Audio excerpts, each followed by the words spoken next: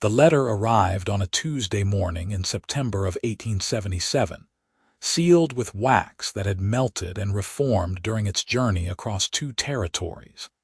And it contained words that would shatter Helena Margaret Morrison's world into 1,000 irreparable pieces. Her father sat across from her at their small kitchen table in St. Louis, his hands trembling as they always did now, the permanent shake of a man who had lost everything to whiskey and cards. The morning light filtered through their threadbare curtains, illuminating the deep lines carved into his face by regret and desperation. Helena watched those hands with a mixture of pity and growing dread as he pushed the letter toward her. "What is this?" she asked, though something in her stomach already knew. Something cold and terrible was unfolding in this moment, and she could feel the ground shifting beneath her feet. "Read it," her father said, and his voice cracked. "Please, Helena, just read it." She picked up the letter with fingers that wanted to refuse, wanted to push it away and pretend this morning had never happened. The paper was thick, expensive, and the handwriting was neat and masculine. It began with an address in Fort Bowie, Arizona Territory, and ended with a signature she did not recognize. The letter was from a man named Ethan William Grant. It thanked her father for his agreement and stated that arrangements had been made for Helena's passage west. She would arrive as a mail-order bride, expected to marry within a week of her arrival. The letter was businesslike, straightforward, and utterly devoid of romance or warmth. It spoke of her as though she were cattle being shipped across country. "You sold me," Helena whispered, and the words felt foreign in her mouth. "You gambled and lost, and then you sold me to pay your debts." Her father's face crumpled. "I had no choice. They were going to kill me, Helena. Dutch Harrigan does not forgive debts, and I owed him $3,000. $3,000. I did not have it, could never have it, and this man, this Ethan Grant, he was there that night. He offered to clear my debt in exchange for arranging a marriage. He said he needed a wife, and I told him about you, showed him your photograph, and he agreed." Helena stood up so fast her chair toppled backward. "You showed him my photograph. You bargained me away like I was a horse or a piece of furniture. You do not understand," her father pleaded, reaching for her, but she stepped back. "I was desperate. They would have killed me." "So instead you killed me," Helena said, and the betrayal was a physical pain in her chest.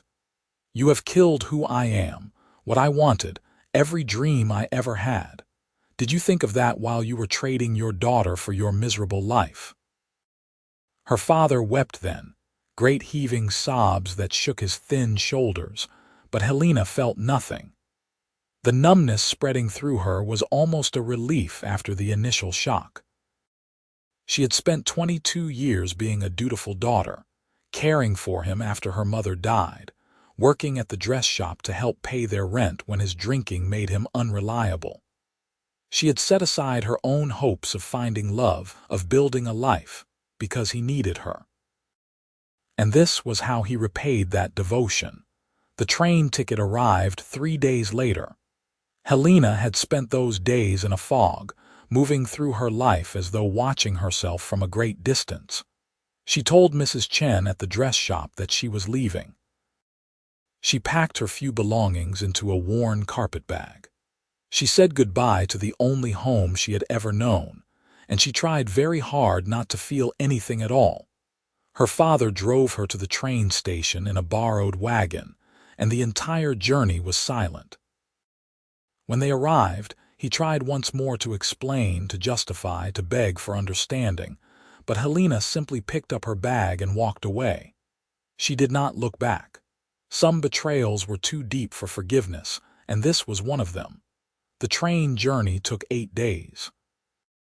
Helena watched the landscape change outside her window as they traveled west, the green giving way to brown, the familiar giving way to foreign. She shared a car with other women, some traveling to meet husbands, others running from pasts they would not speak of. Helena kept to herself, unwilling to share her shame with strangers. At night, lying on the hard seat with her bag as a pillow, she allowed herself to think about the man whose name was signed on that letter. Ethan William Grant. What kind of man purchased a bride? What kind of man saw a photograph and decided that was sufficient basis for marriage? She imagined him old, cruel, desperate in his own way. She imagined 1,000 terrible scenarios, and each one made the knot in her stomach tighten. The train arrived in Tucson on the 8th day, and from there she was told she would take a stage coach to Fort Bowie. The coach was cramped and dusty, shared with a mining engineer and an older woman who smelled of lavender and spoke incessantly about her grandson. Helena pressed her face to the window and watched the desert roll past, vast and empty and utterly unlike anything she had ever known. Fort Bowie was smaller than she expected.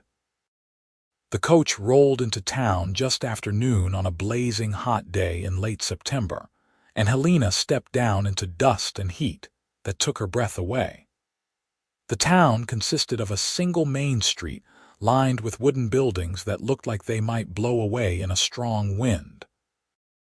There was a general store, a saloon, a boarding house, and a handful of other structures she could not immediately identify. In the distance, she could see the actual fort, a military outpost that gave the town its name. A man was waiting by the stage office. Helena knew immediately it was him. Ethan Grant was not what she expected.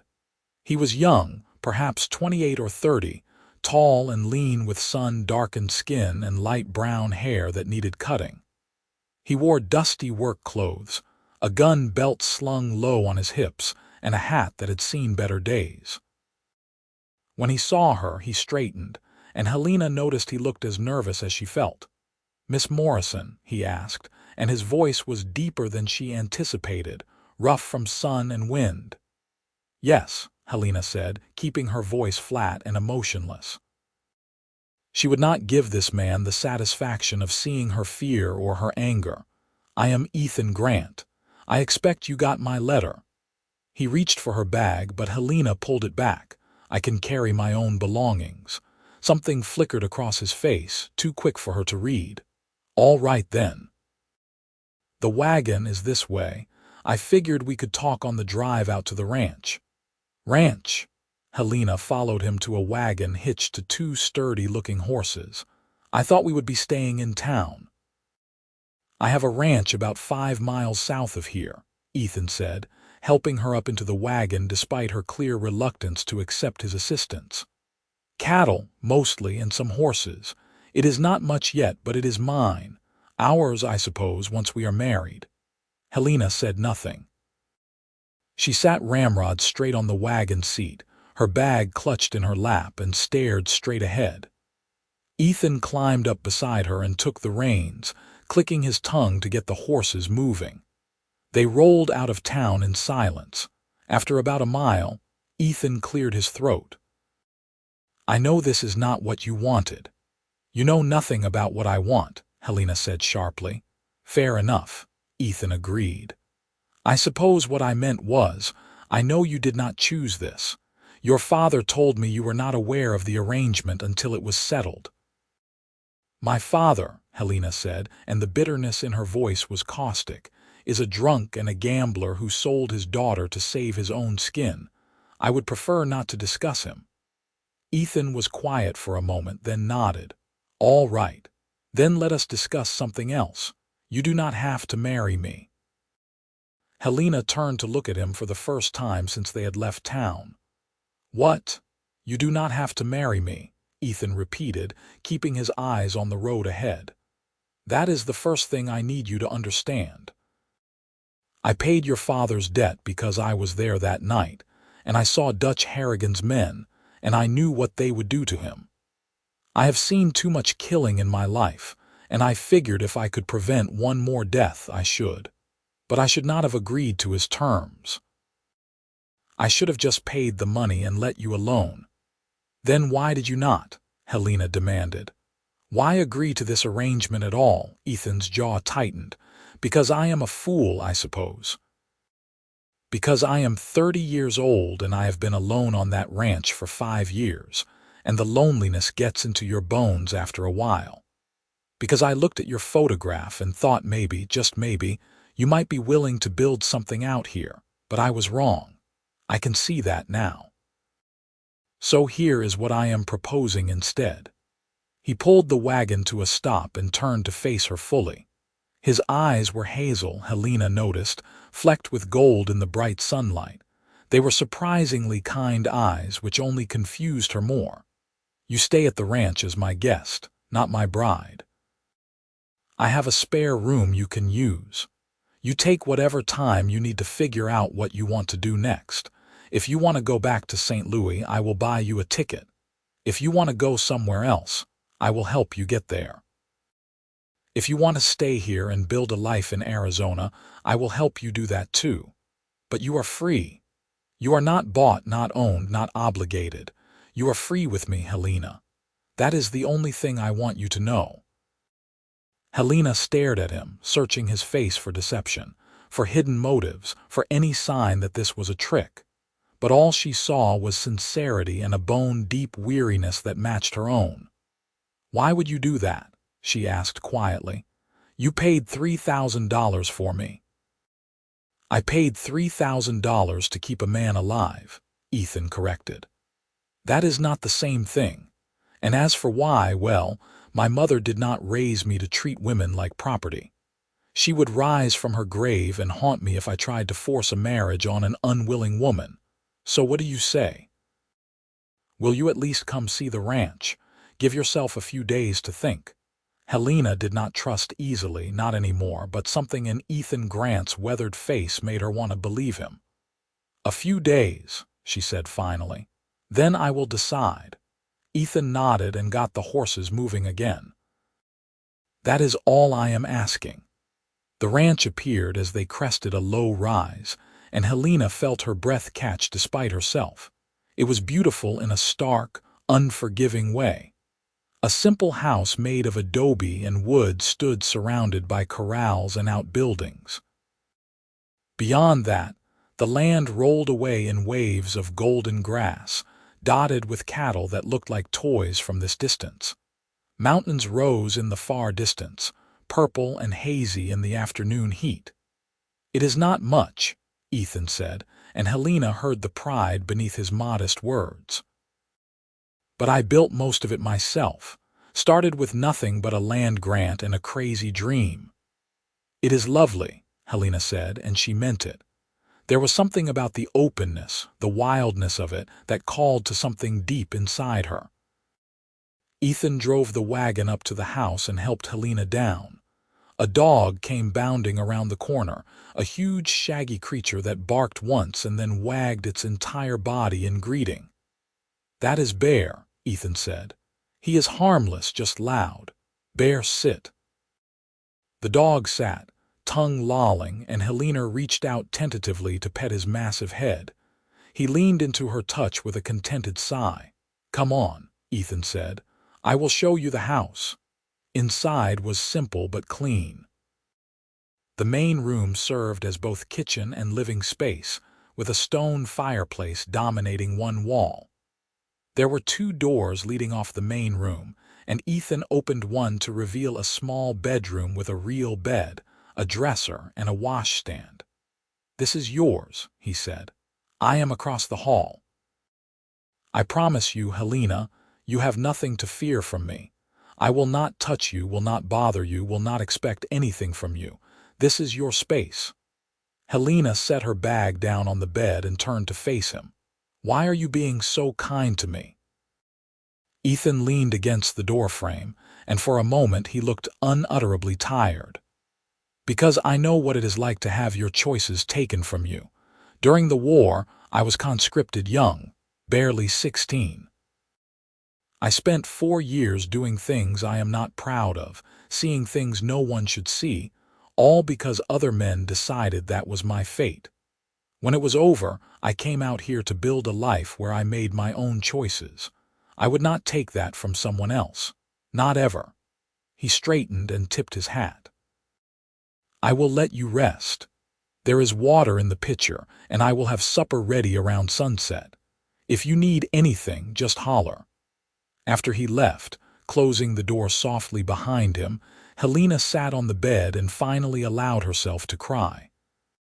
She cried for the life she had lost, for the father who had betrayed her, for the fear and uncertainty of her situation.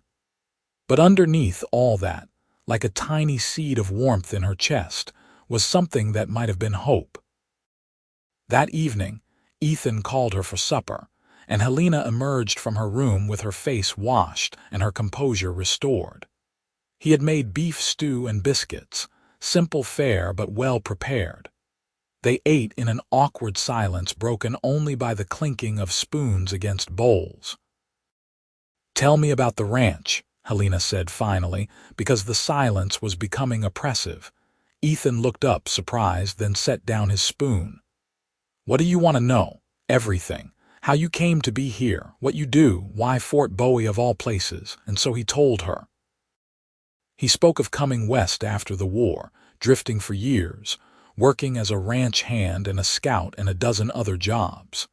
He spoke of saving every penny until he had enough to file a claim. He spoke of the backbreaking work of building the house, digging a well, acquiring cattle. He spoke of hard winters and dry summers, of rustlers and mountain lions, of the 100 daily challenges of running a ranch alone. "I've hired hands during roundup and branding season," he said. "But mostly it is just me and Bear. It gets lonely sometimes, but it is honest work and it is mine. That means something out here." "Why Fort Bowie?" Helena asked. "The fort provides some security," Ethan said. "The Apache wars are mostly over in this area, but there are still occasional troubles. Having the cavalry nearby is a comfort. Plus, the fort needs beef, so I have a reliable buyer for my cattle." It made sense. Helena absorbed this. "What about you? Do you have family?" Ethan shook his head. "My mother passed during the war, my father before that. I had a sister once, but she died of fever when we were children. It is just me now." "I am sorry," Helena said softly. "Life out here is hard," Ethan said. "But it is also free. You can be whoever you want to be. No one cares about your past or your mistakes. They only care about whether you pull your weight and treat people fairly." After supper, Helena helped wash the dishes despite Ethan's protests. The domesticity of it felt strange and comfortable all at once. When they finished, Ethan excused himself to check on the horses, and Helena stood on the porch watching the sun set over the mountains. The sky turned brilliant shades of orange and pink and purple, colors so vivid they seemed impossible. Bear came and sat beside her, leaning his warm bulk against her leg, and Helena scratched behind his ears absently. The desert cooling around her smelled of sage and dust, and something indefinable that she was starting to think of as freedom. The days fell into a rhythm. Helena woke each morning to find Ethan already up and working. He taught her how to collect eggs from the chickens he kept, how to churn butter, how to bake bread in the temperamental oven. He never asked for her help, but Helena found herself wanting to contribute, wanting to feel useful rather than like a burden. In the afternoons, while Ethan worked with the cattle or mended fences, Helena explored the area around the house. She walked out into the desert with Bear at her side and marveled at the strange beauty of this harsh landscape. She found herself thinking less about St. Louis and more about what a life here might look like.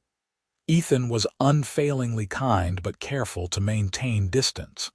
He never touched her except when necessary, never lingered in her presence, always gave her space to breathe and think. Helena appreciated it even as she found herself increasingly curious about the man behind the kindness. One evening, about a week after her arrival, they were sitting on the porch after supper when Helena finally asked the question that had been nagging at her. "Why were you at that card game?" The night you met my father." Ethan was quiet for a long moment, staring out at the darkness. "I was in St. Louis buying breeding stock. A friend invited me to the game, said it would be a good way to make some connections. I am not much of a gambler, but I went. I saw your father there, saw how desperate he was, how much he was losing. When Harrigan started making threats, I saw how it would end." "And you thought buying a bride was a reasonable solution?" Helena asked, but there was no heat in her voice anymore, just curiosity. "I thought it was a way to help everyone," Ethan admitted. "Your father would not die. I would get companionship. You would escape whatever life you had in St. Louis.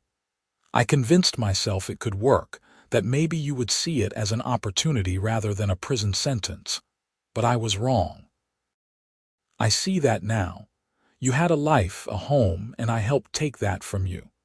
"My life in St. Louis was not much of a life," Helena said quietly. "I worked 6 days a week at a dress shop, came home to care for my drunk father, and had no prospects for marriage or anything else.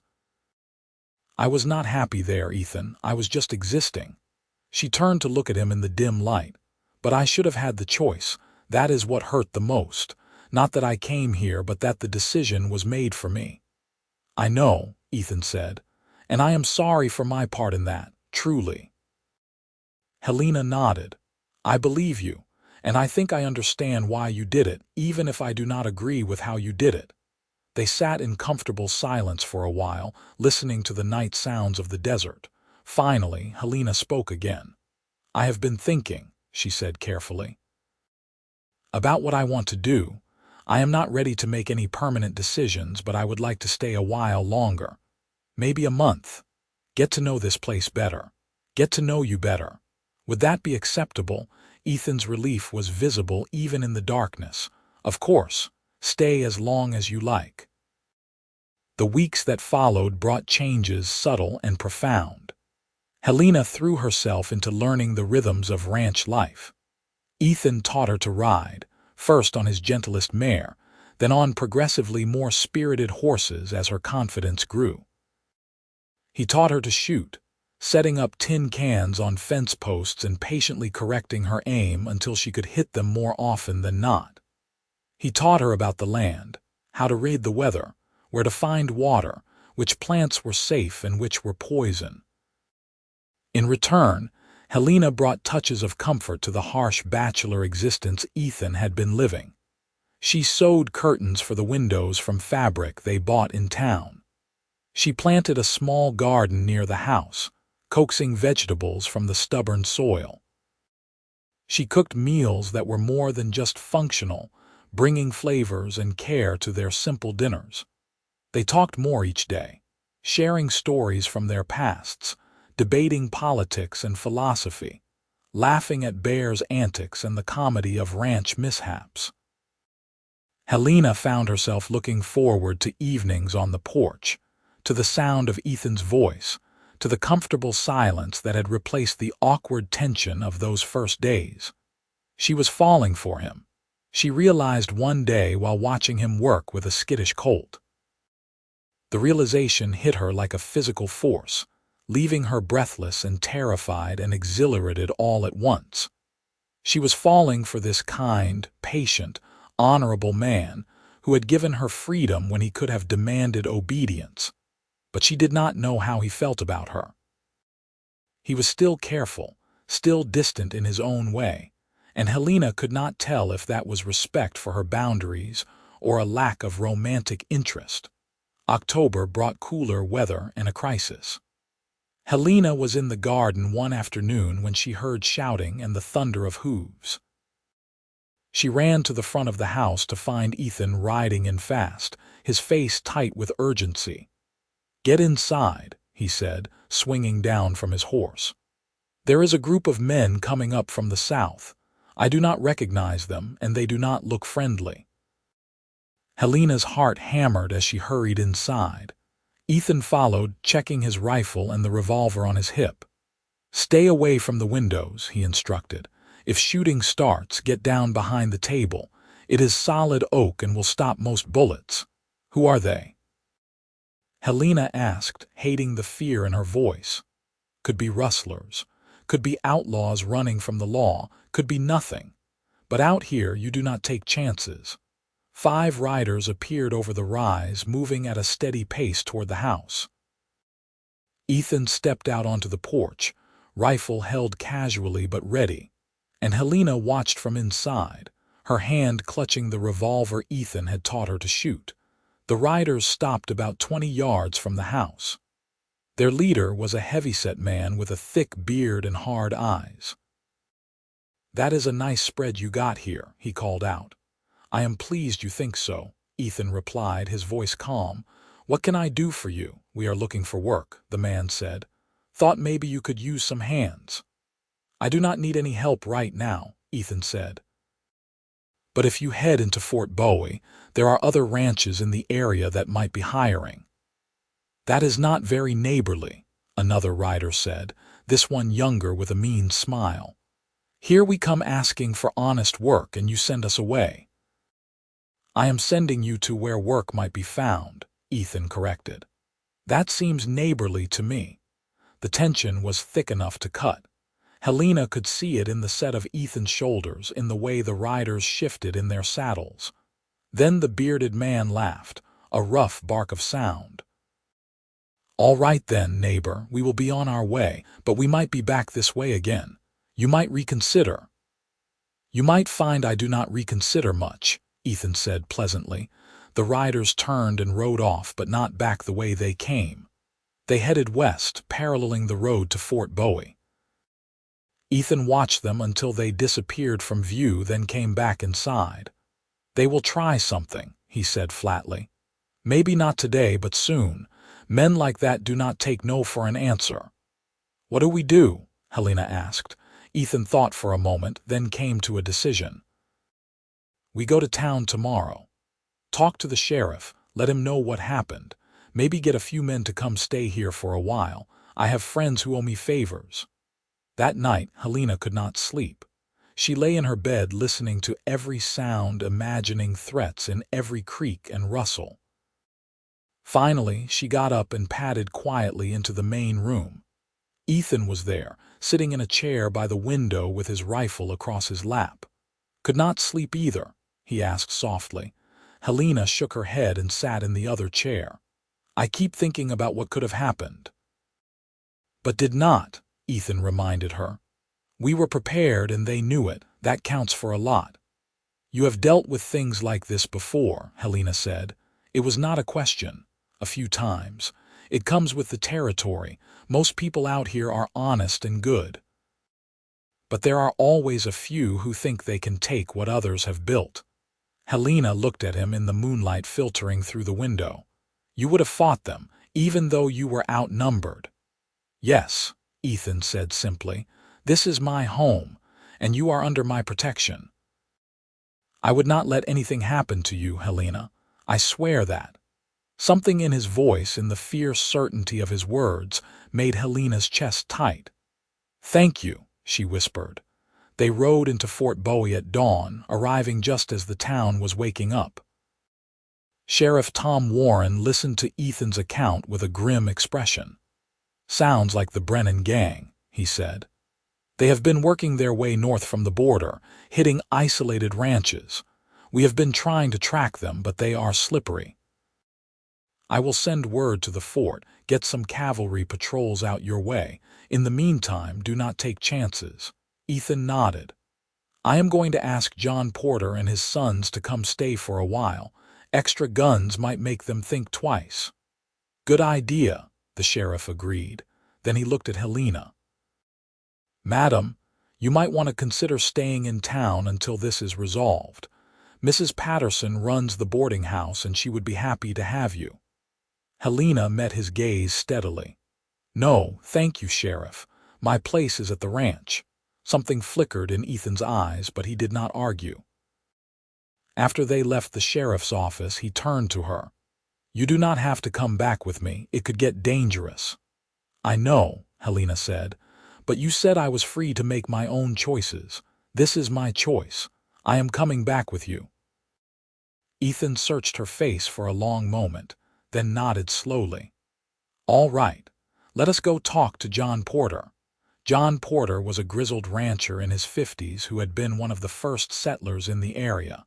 He listened to Ethan's story and agreed immediately to help. "My boys and I will ride out this afternoon," he said. "We will bring provisions for a week.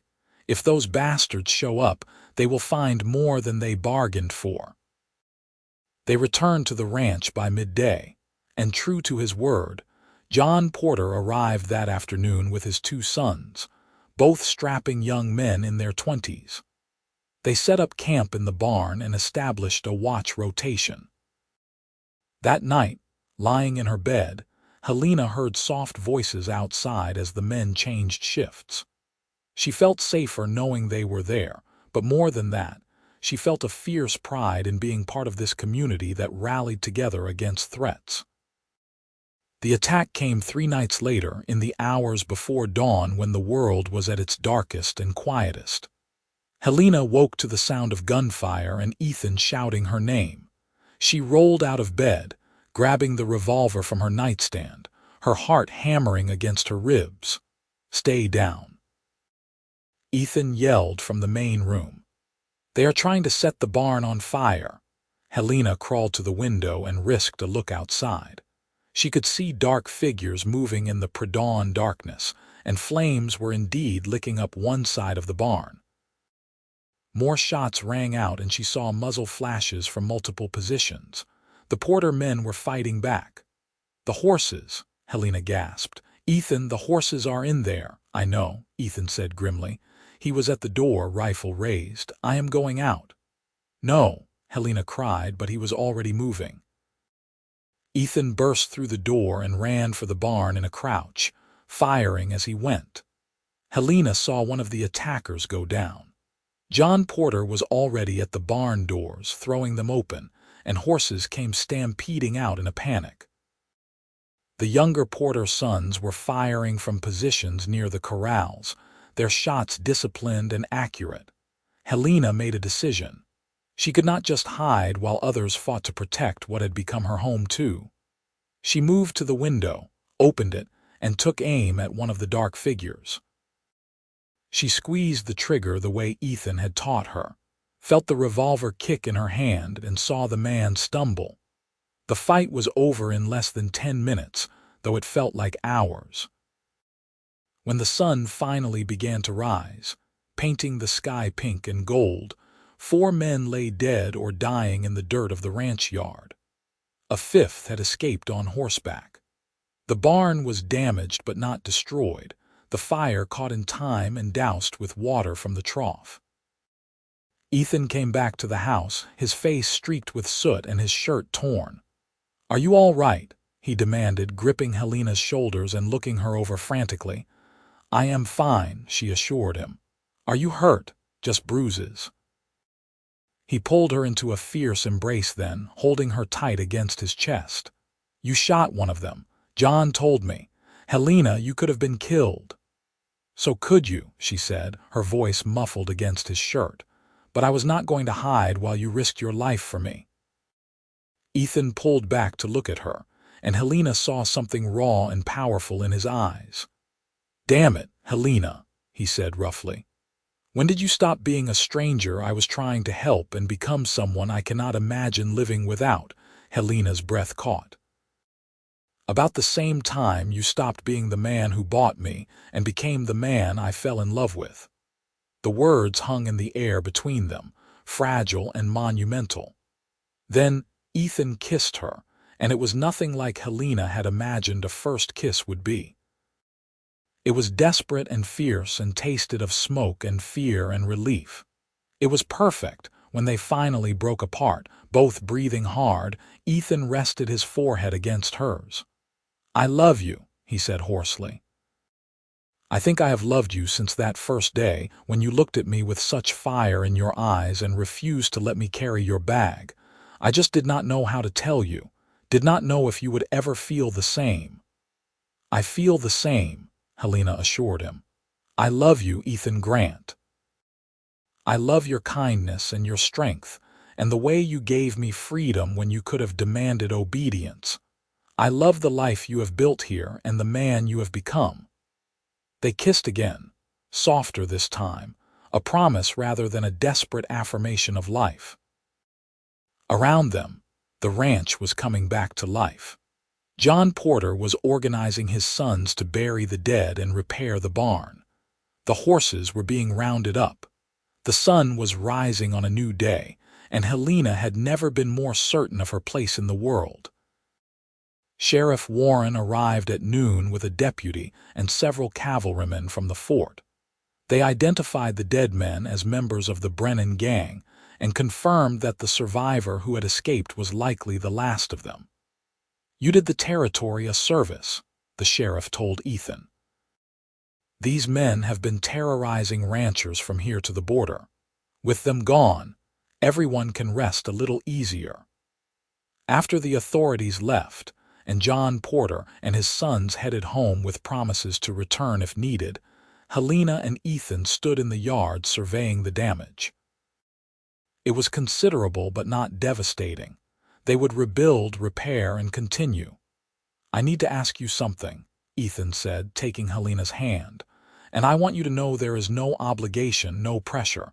You are still free to leave if that is what you want." "Ask me," Helena said. Ethan took a deep breath. "Will you marry me? Not because of any arrangement or debt or obligation, but because you want to, because you love me and want to build a life here together. Will you be my wife, Helena?" Helena felt tears prick her eyes, but they were good tears, joyful tears. "Yes," she said. "Yes, I will marry you." They were married a week later in Fort Bowie in a simple ceremony performed by the circuit judge. Helena wore a dress she had sewn herself from blue calico, and Ethan wore his one good suit that smelled of cedar from the trunk where it had been stored. John Porter and his family attended, along with half the town, and afterward there was a celebration at the saloon with fiddle music and dancing and more food than Helena had seen in months. As they danced, Ethan held her close and whispered in her ear, "Are you happy?" "I have never been happier," Helena said honestly. "Is that not strange? A few months ago I thought my life was over, and now I feel like it is just beginning." "You gave me a second chance too," Ethan said. "A chance to be the kind of man my mother raised me to be. A chance to share this life with someone who makes it worth living." Their first year of marriage was not easy. They worked from dawn to dusk most days, building up the ranch, expanding the herd, proving up their claim. There were hard times and setbacks, a drought that summer that nearly wiped them out, a rough winter that killed a dozen head of cattle. But there were good times too. Helena's garden flourished, providing fresh vegetables that made their meals a pleasure. She started selling eggs and butter in town, bringing in extra income. Ethan taught her to rope and brand, and she proved to have a natural talent with the horses. They made friends among their neighbors and became known as a couple who could be counted on in times of trouble. At night, lying in their bed with the desert wind whistling outside, they would talk about the future, about dreams and plans and possibilities. Helena told Ethan about her secret desire to have children, to raise a family on this land they were building together. Ethan confessed his ambition to own the largest ranch in the territory someday, to leave a legacy that would last generations. In the spring of their second year together, Helena discovered she was pregnant. She told Ethan over breakfast one morning, simply and directly, and watched as joy spread across his face like sunrise. "A baby," he said wonderingly. "We are going to have a baby."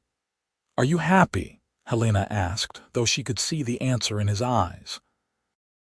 "Happy does not begin to cover it," Ethan said, coming around the table to pull her into his arms. "You have given me everything, Helena. A home, a purpose, and now a family. I will spend the rest of my life trying to deserve you." "You already deserve me," Helena said softly. "We deserve each other." The pregnancy was difficult in the summer heat, but Helena refused to be coddled. She continued to work alongside Ethan as much as she could, only slowing down in the final months when her belly made riding impossible. The women from town rallied around her, bringing advice and hand-me-down baby clothes and casseroles that gave Ethan a break from cooking. Their son was born in November of 1879, during a cold snap that frosted the desert overnight. The birth was attended by the doctor from Fort Bowie and 3 neighboring women, and it was long and difficult. But when Helena finally held her baby boy in her arms, with Ethan kneeling beside the bed with tears streaming down his face, every moment of pain was worth it. They named him James, after Ethan's father, and Michael, after Helena's mother's maiden name. James Michael Grant came into the world with a full head of dark hair and his mother's determined chin, and from the moment he drew his first breath, he had both his parents utterly enthralled. Ethan proved to be a devoted father. He would walk the floor with James for hours when the baby was fussy, singing old war songs in a surprisingly gentle voice. He built a cradle from oak wood, carved with careful designs of horses and cattle. He talked to his son constantly, telling him about the ranch, the land, the life they were building together. Helena watched her husband with their child and fell even more deeply in love. This was the man who had given her freedom and then won her heart. This was the man she had chosen and who had chosen her, not out of desperation or obligation but out of genuine love. The years flowed by like water. James grew into a sturdy, curious boy who followed his father everywhere and peppered both parents with endless questions. The ranch prospered under Ethan and Helena's careful management. They acquired more land, hired permanent hands, built a new barn that was twice the size of the old one. Helena gave birth to 2 more children, a daughter named Sarah, and then another son named Thomas. Each birth was celebrated with joy, each child welcomed into a home filled with love and laughter, and the sometimes harsh but always honest realities of ranch life. As the children grew, Ethan taught them to ride and rope and shoot. Helena taught them to read and write and figure, using books she ordered from back east. Together, they taught their children about responsibility, about kindness, about the importance of keeping your word and treating others with respect. Fort Bowie grew too, evolving from a rough frontier town into a real community. A church was built, then a school, then a proper doctor's office. The railroad came through in 1885, bringing easier access to markets and making the journey to Tucson a matter of hours instead of days. Through it all, Helena and Ethan built a life that was rich in ways that had nothing to do with money. They built a partnership based on trust and respect and deep, abiding love. They built a family that was strong and close-knit. They built a legacy that would endure long after they were gone. On their 10th wedding anniversary, Ethan took Helena back to the spot where he had stopped the wagon on that first day and offered her freedom. They stood there in the afternoon sun, older now, weathered by time and work and life, but still fundamentally the same people who had made that journey together. "You ever regret it?" Ethan asked. "Coming here, staying with me?" Helena turned to look at him, at this man she had not chosen but had chosen to love. "Not for one single moment," she said. "My father gambled me away thinking he was sealing my fate, but instead he set me free. Free to find you, free to build this life, free to become who I was always meant to be. So no, I do not regret it. I thank God for it every single day." Ethan pulled her close and they stood there together watching the sun paint the desert gold. Bear, old now and gray-muzzled, lay nearby in the shade. In the distance, they could see their children playing near the house, their laughter carrying on the wind. "I love you," Ethan said. "I will love you until the day I die and beyond that if there is anything beyond." "I love you too," Helena said. You told me I was free with you, and you were right. But what you did not tell me was that freedom would lead me to exactly where I was always supposed to be. Home." They kissed as the sun set. Two people who had started as strangers bound by circumstance and had become soulmates bound by choice. The desert spread around them, vast and beautiful and unforgiving, but they had made it bloom. They had built something lasting in this harsh land, something worth fighting for, something worth everything. As the years continued to pass, the Grant Ranch became one of the most respected operations in Arizona territory. James grew into a fine young man who shared his father's love for the land and his mother's sharp mind. Sarah proved to be a natural with horses, and by the time she was 15, she was breaking and training colts better than most grown men. Thomas showed an aptitude for business that surprised everyone, keeping the ranch's books and negotiating deals with buyers from as far away as Chicago. Ethan's hair turned gray at the temples, and lines deepened around his eyes from years of squinting into the sun. But he remained strong and capable, still working alongside his hands, still riding out to check the herd. Helena aged gracefully, her beauty evolving into something deeper and more enduring than youthful prettiness. She became known throughout the territory as a woman of wisdom and compassion, someone neighbors turned to in times of trouble. They added to their family in unexpected ways over the years. When a young woman arrived at their door one night, fleeing an abusive husband, Helena took her in without question. The woman, whose name was Margaret, stayed for 3 months, helping around the ranch while Helena helped her find the courage to start over. Eventually, Margaret married one of the ranch hands and built a small house on Grant land.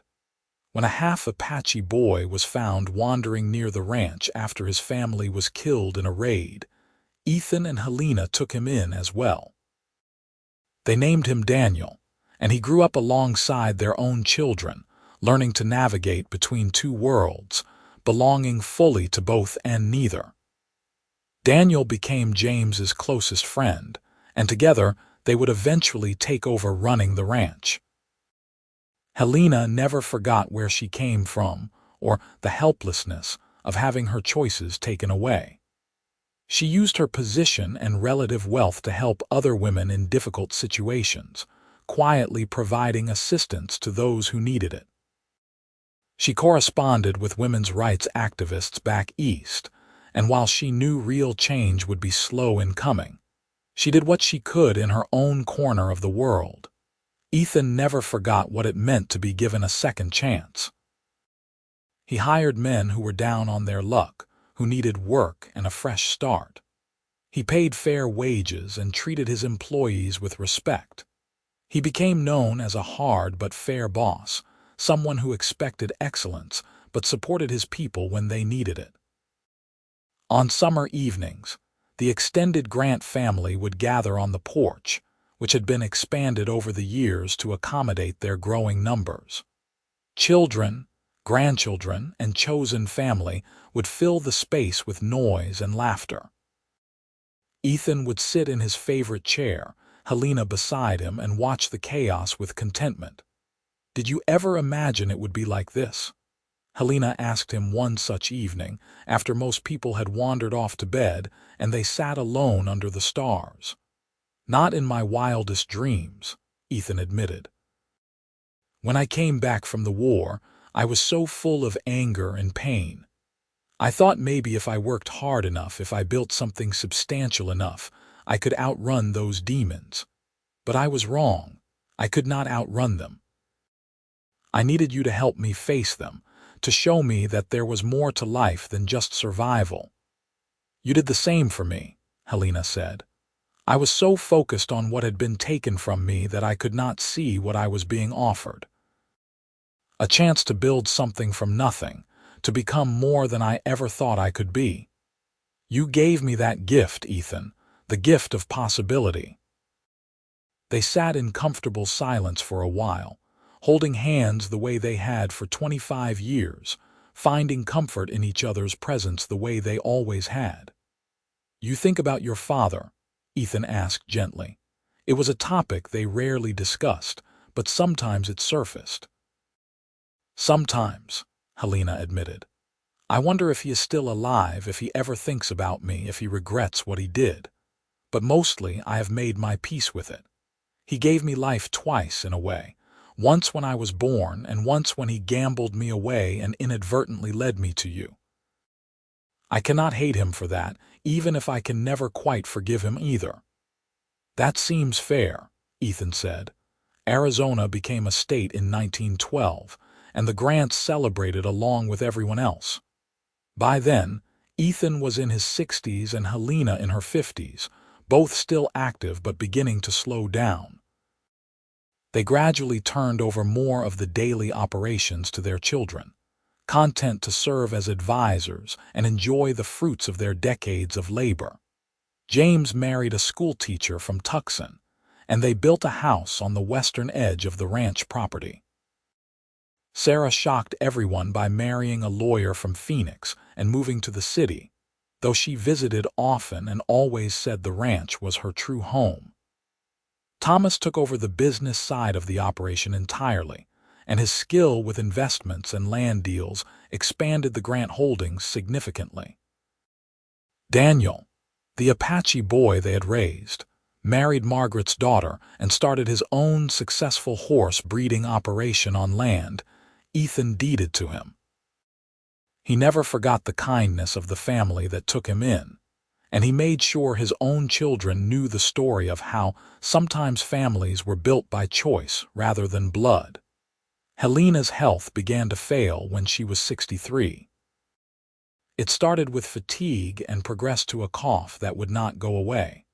The doctor diagnosed her with a weak heart and told Ethan there was nothing to be done except make her comfortable. Ethan refused to accept this. He took her to specialists in Tucson and Phoenix, but they all said the same thing. Helena's heart was simply worn out from a lifetime of hard work and desert living. "I am not afraid," Helena told Ethan one night as they lay in the bed they had shared for over 30 years. "I've lived a full life, Ethan. A life richer and more beautiful than I ever dreamed possible. I have loved and been loved. I have raised good children and built something that will last. I have no regrets." "I am not ready to let you go," Ethan said, and his voice cracked. "I do not know how to exist in a world without you in it." "You will find a way," Helena said gently, taking his hand. "You are the strongest man I know, and you will not be alone. You have our children, our grandchildren, this entire community we built together. They will hold you up when you cannot stand on your own." Helena Margaret Morrison Grant passed away peacefully in her sleep on a cool autumn morning in 1915, surrounded by her family. She was 64 years old. Ethan sat beside her bed, holding her hand as she slipped away, and when she drew her last breath, a part of him went with her. The funeral was attended by hundreds of people from all over the territory, now state. They came to pay their respects to a woman who had touched countless lives with her kindness and strength. They came to honor a pioneer who had helped build Arizona from raw wilderness into civilization. Ethan lived for 7 more years without Helena, and they were the longest years of his life. He continued to work on the ranch when his body allowed it, but mostly he sat on the porch in his chair with Bear's successor, a dog they had named Scout, at his feet. He told stories to his grandchildren about the old days, about their grandmother, about the early years when the ranch was just a dream and a prayer. On quiet evenings, he would walk out to the spot where he had first told Helena she was free with him. He would stand there and remember that day, remember the frightened but defiant young woman who had climbed down from his wagon, remember how she had transformed his life in ways he could never have imagined. Ethan William Grant died in his sleep in 1922, at the age of 72. His children found him in his favorite chair on the porch, looking peaceful, as though he had simply decided it was time to rest. They buried him beside Helena on a hill overlooking the ranch they had built together, under a sky so blue and vast it seemed to go on forever. The Grant Ranch continued to prosper under the management of their children and grandchildren. The main house was preserved as it had been in Ethan and Helena's day, a museum of sorts to remind future generations of where they had come from.